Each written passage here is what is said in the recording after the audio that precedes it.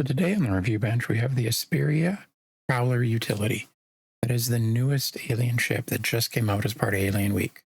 Let's jump in and take a look at this bad boy.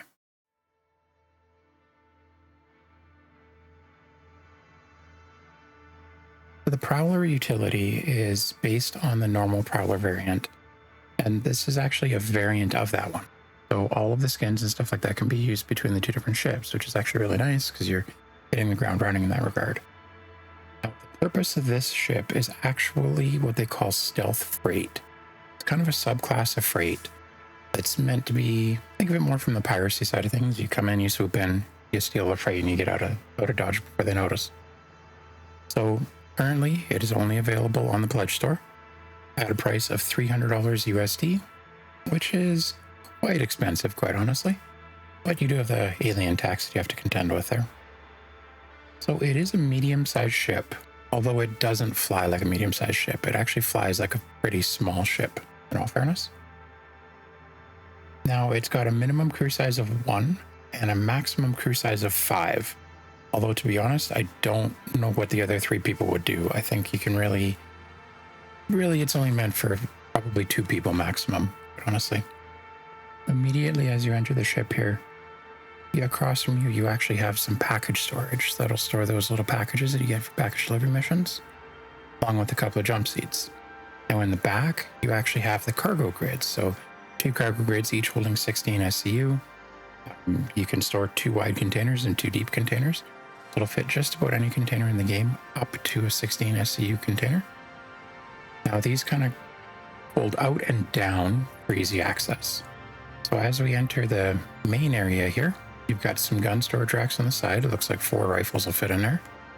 And you've got the ladder decks of the ship there as well. On the right-hand side, you've got the ladder to go upstairs.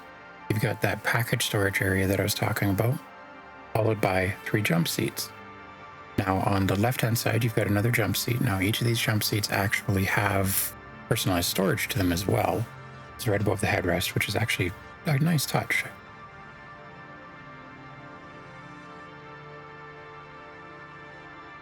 So you can see here, it's kind of that alien-esque, you kind of half stand, half sit in the jump seat, but it kind of locks you down. Now, this isn't a jump ship by any means, so having room for a couple extra people is a nice thing, but won't be used a ton. On the lower level, you actually have the co-pilot seat. This is not the pilot seat. But that being said, the co-pilot and the pilot can do basically the same things as far as I could tell. I think the co-pilot actually might have access to a couple more weapons over the pilot, but so from both seats on the lower right-hand side, you can enter the tractor beam or the remote turret, as well as turn your viewport on and off. Now that'll power on and off automatically when the ship powers on as well. And then the left side, you have kind of your open cargo doors, power on, system ready, just kind of those standard controls there. When you power it on, you've actually got 4 MFDs, which is nice, most of which can actually be seen. Top 2 a lot easier than the bottom 2, but it's a good visibility in this ship. Now, as we move upstairs, this funky alien ladder looking thing. Now this is quite simple. So you've really just got the pilot seat, and then you've got some minor component access. Again, beautiful attention to detail watching the doors open. And then in the back room, you have additional component access. Now, these don't actually have their own special doors to them. And then you also have the engineering terminal back there as well. Just talking generally about the design of this ship, I think the view from both cockpits for the co-pilot and the pilot is great. I think it's one of the best in the game. I love the digital display that you actually have, or the digital viewport that you actually have, because it doesn't put a lot of lines in your display, but it still kind of gives you that bee-like or that alien feel to it. Now, inside the ship, you've got all of the amenities that you would really actually need to do kind of smaller missions and shorter missions. I think that's a really nice touch. And I'm a particular fan of the small package storage, because I don't think there's any other ships in the game that actually have that. So when you're doing package delivery missions, you can just hop up the ladder, throw the package in there and go, instead of just letting it rattle around your ship. That to me is a really nice touch. Now, as far as the inside, it's a little bit strange to me that the pilot is upstairs and the co-pilot is downstairs. especially when you consider that there's not a lot of difference between the two seats right now. So I'm sure that's all it is, but to me, it's still a little bit strange. I mean, I don't think I would ever use the pilot seat. And logically, I would put the co-pilot next to the engineering, not the pilot. Maybe they're just mislabeled. I'm not really sure. So on the outside of the ship, you do have those drop-down cargo grids, which is a really nice thing to have as well, just because it makes loading and unloading that much easier. You don't have to put the cargo up into the ship. It kind of comes nicely down out of the ship to lock in. Then you also have a tractor beam, which actually drops down from near the front of the ship, which does make stealing cargo quite easy because you can actually pull the front of the ship up and your tractor beam sits in between whatever you're targeting and loading it on your own bay. Now switching it up and moving over to the performance category, it actually has an SCM speed of 208 meters per second, which is definitely near the higher end, especially for a medium-sized ship. Now the maneuverability of this ship is amazing. I only had it for a week as part of the subscriber program, but I definitely loved zipping around in the ship. Now, it does have a health pool of 69,300 with a weak spot in the nose of 10,500 hit points. And it has a cargo space of around 32 SCU. Now, it's a little bit smaller on the cargo side than I would really have wanted, but I mean, it is still a decent amount of cargo. Now moving over into the components side and the customization side of our review here. So it has a single size 2 power plant, 2 size 2 coolers, 4 size 2 shield generators, which is quite a lot for a ship this size actually, and a quantum fuel tank that'll hold 2.25 SCU. It's a decent sized tank for a ship that doesn't take a lot of fuel, which is actually quite nice.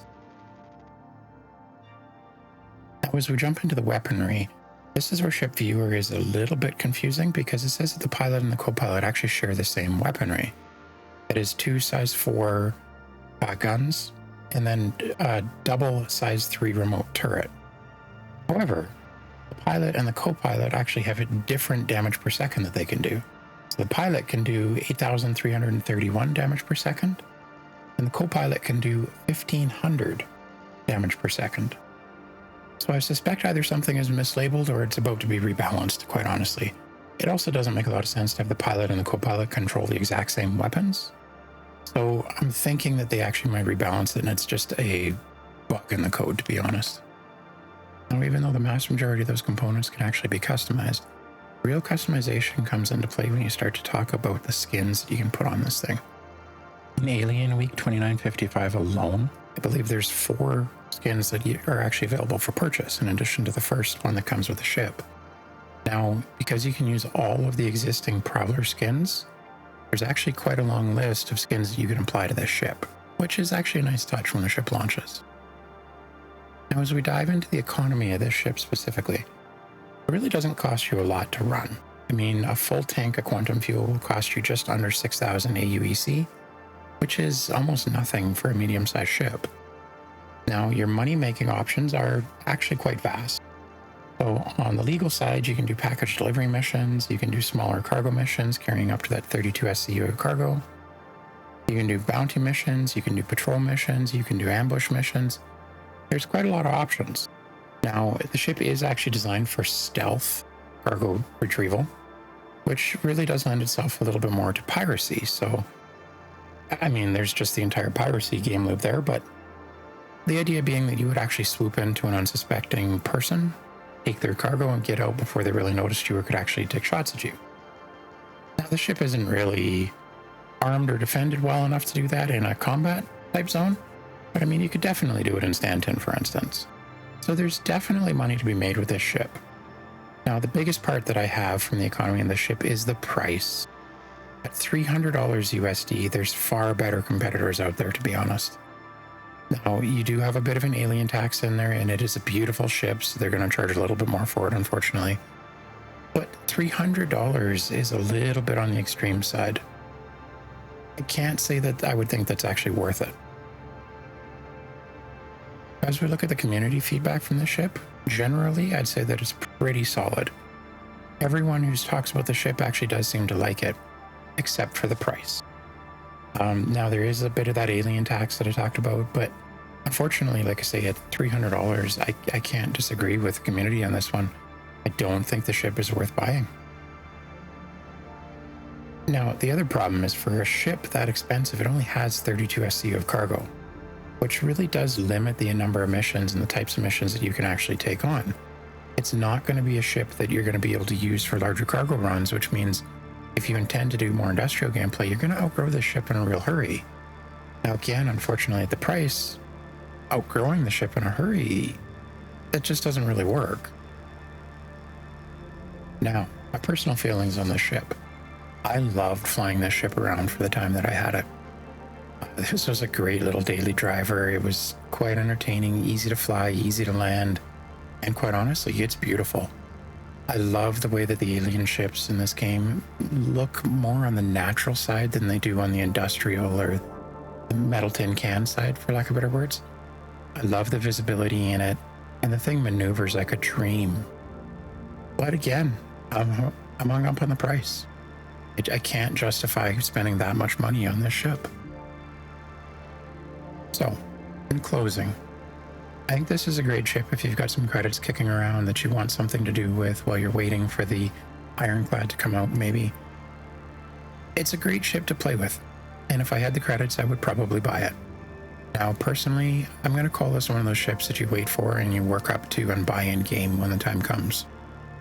Now, I love the skins, so it might be worth picking up the different liveries now, because you can't necessarily buy those in game, or they're a lot less common to buy in game anyways. But this is definitely one of those ships that I would save up for and buy in game. It flies beautifully. It has a lot of use cases. It's not really pegged into just the one use case. I mean, you can do everything from bunker runs, package delivery, cargo missions, bounties. It is kind of really a jack of all trades, and the stealth factor on this thing is through the roof compared to other ships of the same size and makeup. So again, it's a beautiful ship that I think is absolutely worth having in your fleet, but to me it's a buy-in game. What are your thoughts on the Prowler Utility? Let me know in the comments below, because I'm really curious to hear what other people have to say about this ship and if they like it as much as I did. This has been another ship review by Citizen Chaos. Thank you, and I'll see you in the verse.